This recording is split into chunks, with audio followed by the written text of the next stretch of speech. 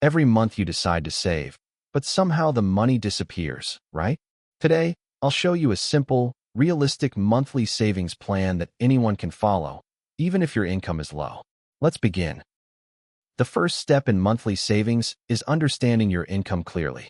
Write down your fixed income, your average extra income, and your irregular income. You cannot plan savings if you don't know how much is coming in.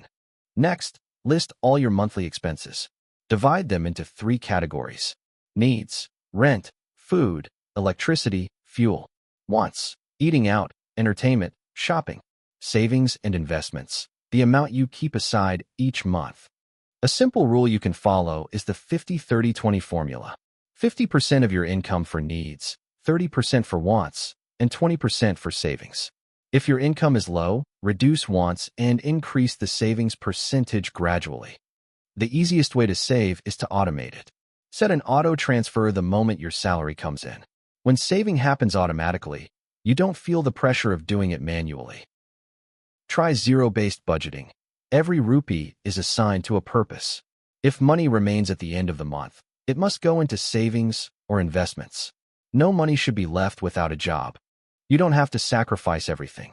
Just cut small, unnecessary expenses and use subscriptions, random food orders, daily coffee purchases.